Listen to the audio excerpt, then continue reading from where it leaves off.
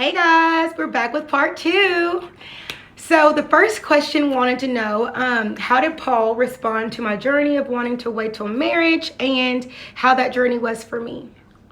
Yeah, it was definitely a shocker because I am a man and men are sexual creatures, and so it was tough, and it's something I've never done before in a relationship. But I was also excited because I know she was very adamant about it, and that showed me, wow, she's really in this for the long haul, and this really could be my wife. And I have a lot of respect for Meryl. I have the most respect for her, and for her to come to me with that, I was like, wow, this is a big step, and I want to try this and see where it takes us. And me and Meryl started out as really good friends in the beginning before we became intimate with each other, and I think that really taught us a lot about each other, and it made us learn how to love each other and get to know each other on a whole different level without having to use sex.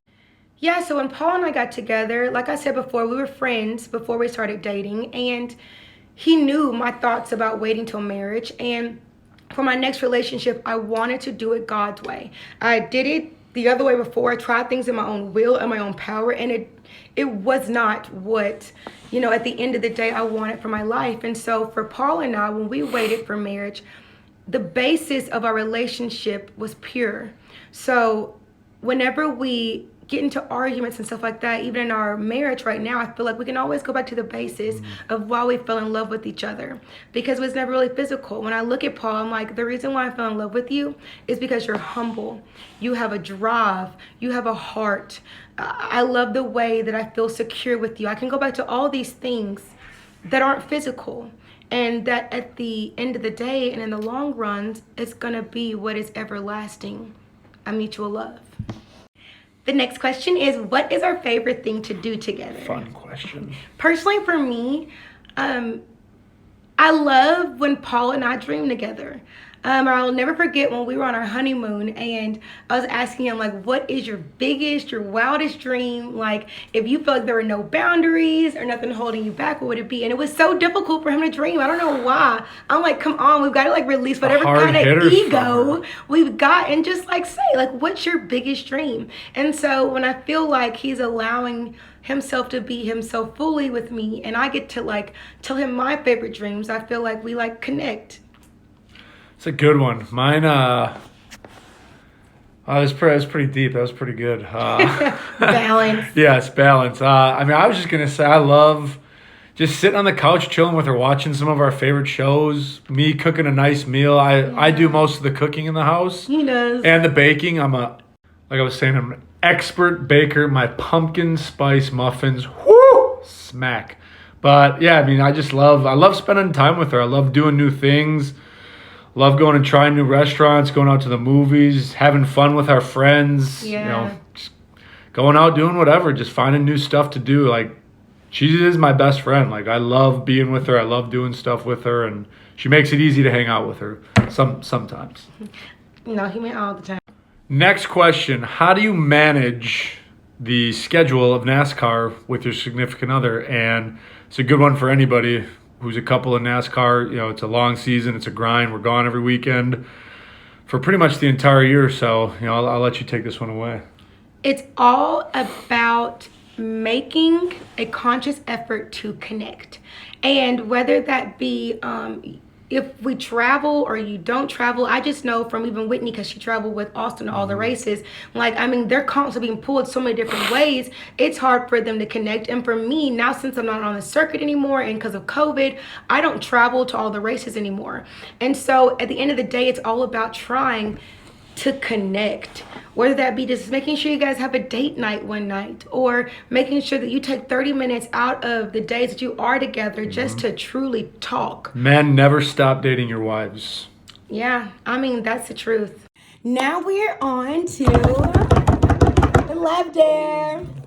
Okay, so we have to know, how did you guys do? How'd it go? Not saying one mean word to Had to have been your super easy, right? spouse. Yeah. For your girl, not so much. I messed up. I ain't gonna lie. Confession time. But you know what? Our weaknesses make us stronger. Ain't That's that right, right, baby? I messed up too, obviously. But you really weren't that bad. I'll let you in on what happened. So Paul and I were getting into an argument, and I just felt like it was crazy. I don't know why. But one thing I noticed about the argument, I was like, now look where you were wrong on this, and you were wrong on that, and what you were wrong on this. I was like, you were wrong on this, that, and the other. And it was so crazy because when we were arguing and Man, you he know what I'm was dealing like, with. I guess confessing that he was wrong is still wasn't good enough. I was like, yeah, you're right. You were wrong. And then it just hit me like a ton of bricks. I was like, you know what? Maybe it's not him. Maybe it's me. It was like, I was like, I don't know why it was so like groundbreaking for me, but I was like, maybe what I'm looking for from you is what I'm truly trying to search for internally. And that's why she's so self-aware, and that's one thing I love about her dearly. Oh, I appreciate that. It was really, really bizarre. And I'm not saying that, your spouse is always right or vice versa, Right. but we have to also be very, very just aware of what it is that we're asking from our spouse. Because sometimes when you feel like you guys are constantly in a cycle of argument, maybe what you're looking for, your spouse can't give you because you're trying to, it's something you have to get from God. The grace that you receive is the grace that you give. And like I said, like understanding grace has been such a journey for me. Understanding that, I am worthy just being who I am. I don't have to do all these things and work so hard just to receive love. It really is. It's been a journey for me. And so it was crazy. Paul said something where he was just like, I'm sorry I'm not so wise or something like that. Like I'm not super. And I was Not like, as wise as you. it She's was a very weird. wise woman. But I was like, that's not why I married you. Yeah. It just hit me like a ton of bricks. I didn't marry you because you were Socrates. I married you for all these other amazing qualities that I don't focus on nearly enough. Well, it's like for me, like I'm a very prideful person. I'm a man. I think men are prideful in their nature, and my selfishness definitely gets in the way sometimes. Like I'm a creature of absolute routine, and if I break that routine, anybody who knows me knows that like I stick to this routine, and like if I gotta do something different, I can't stand it. So it's finding a common middle ground with your partner and being able to just accept things that are maybe flaws, and like I said, just finding that middle ground and agreeing on things, and just the love takes over. It really does. And if you really truly love the person you're with, you guys will find a way, and it makes it that much easier to find a way. So our next chapter is Day 2, love is kind. yes. So kindness is love in action. These are just like some tid points that like we're gonna go over that is in the book. If patience is how love reacts in order to minimize a negative circumstance, kindness is how love acts to maximize a positive circumstance. Patience avoids a problem, kindness creates a blessing. One is preventative, the other is proactive. We got initiative. There's no request required.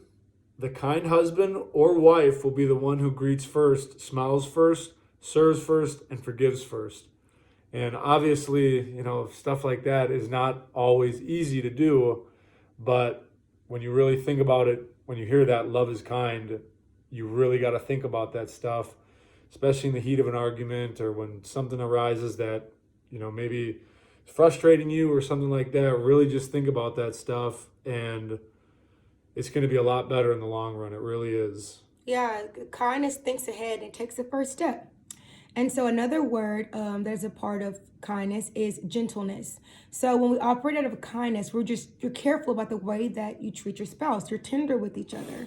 And so if I have a truth to tell my husband, I make sure that I speak it in love, because harsh truth is still not love.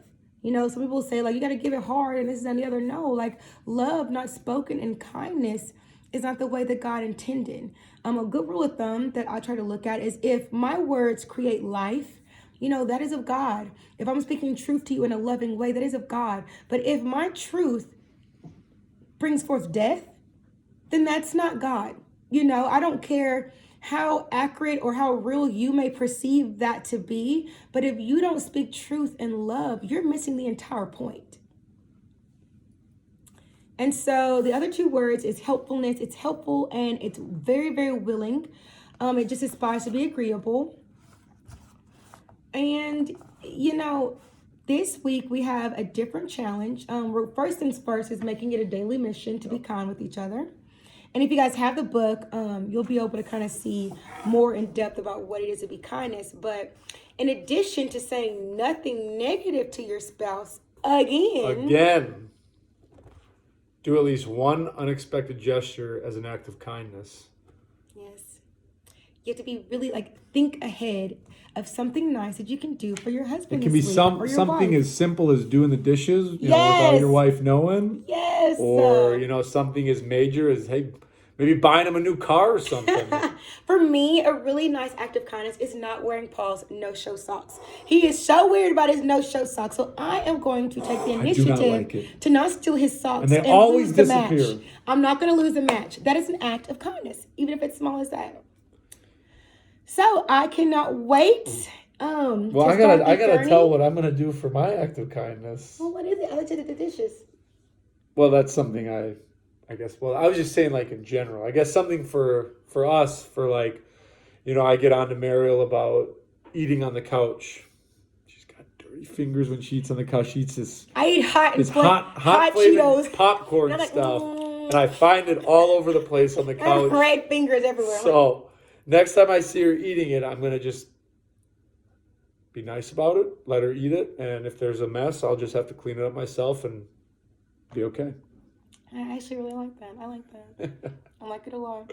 And so once you guys do this, I want you guys to ask each other these questions. What discoveries about love did you make? What specifically did you do in this dare? And how did you show kindness? How do you make this act of kindness a daily habit? So we will see you guys next time. Be sure to keep dropping us the questions. We have so much fun answering them. And if you guys love the questions, if there's anything you guys want just to kind of touch on, we are more than willing to touch on it. We're very open. Yeah, Swan talk. Swan talk. I don't know what the sound of swan makes, but we'll figure it out. I think it's like a hiss.